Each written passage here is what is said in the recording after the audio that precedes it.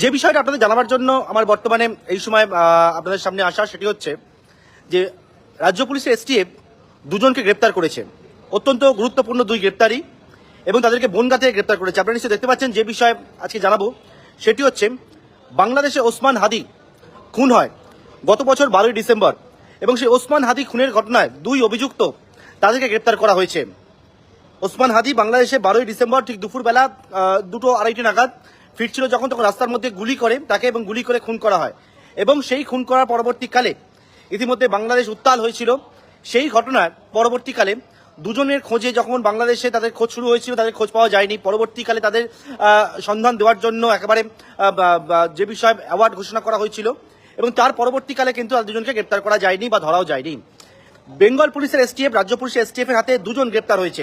কিভাবে গ্রেপ্তার, কিভাবে বাংলাদেশে খুনের পরে তারা ভারতে প্রবেশ করলো এবং বাংলাদেশে আশ্রয় নিল, সেই সমস্ত বিষয়টাকে আপনাদেরকে জানাবো। যে বিষয় সেটা জানা যাচ্ছে যে ওসমান হাদি খুনের ঘটনায় দুই অভিযুক্ত তাদের খোঁজ যখন শুরু হয়েছিল তাদের নামে 50 লক্ষ টাকা পুরস্কার ঘোষণা করা হয়েছিল এবং যে বিষয়ে তাদের দুজনকে চিহ্নিত করা হয়েছিল, যে দুজনকে সেই দুজনের সম্পর্কে বিভিন্ন জায়গায় সেই ছবিও কিন্তু দেওয়া হয়েছিল এবং তার পরবর্তীকালে সেই দুজনের কোনো খোঁজ পাওয়া যায়নি। বেঙ্গল পুলিশের এসটিএফ বা রাজ্য পুলিশের এসটিএফ তারা গতকালকে রাত্রিবেলা গোপন সূত্রে খবর পায় একটা যে বনগাঁ সীমান্ত সেই জায়গায় দুজন বাংলাদেশি তারা অবৈধভাবে ভারতবর্ষে প্রবেশ করেছেন, প্রবেশ করে সেখান থেকে তারা রয়েছেন এবং সেই মতো সেই খবর পাওয়ার পর দুজনকে প্রথমে আটক করে।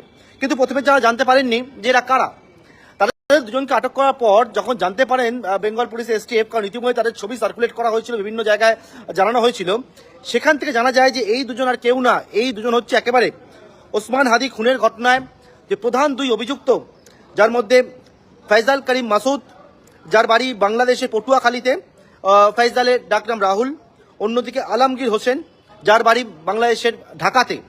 এই দুজন কিন্তু ওসমান হাদিকে খুনের পর তারা গা ঢাকা দেওয়ার জন্য বেআইনিভাবে অনুপ্রবেশ করে তারা ভারতবর্ষে চলে আসে এবং যেমনটা জানা যাচ্ছে ভারতবর্ষে প্রবেশ করার পর তারা কোথা থেকে প্রবেশ করেছিল, তারা হচ্ছে মেঘালয় সীমান্ত দিয়ে অবৈধভাবে ভারতে প্রবেশ করে, তারপর ভারতের বিভিন্ন স্থানে বিভিন্ন জায়গায় তারা গা ঢাকা দিয়েছিল।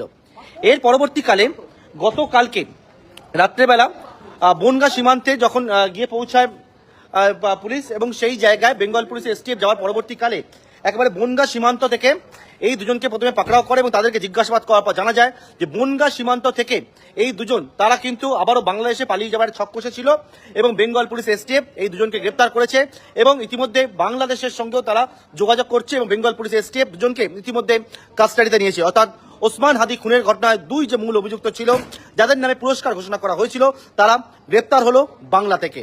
সুতরাং এই বিষয়টি জানাবার জন্য আপনাদের সামনে আমার এই ফেসবুক লাইভে আসা, পরবর্তীকালে যা যা তথ্য পাওয়া যাবে অবশ্যই আপনাদের সামনে আমি তুলে ধরবো। নমস্কার।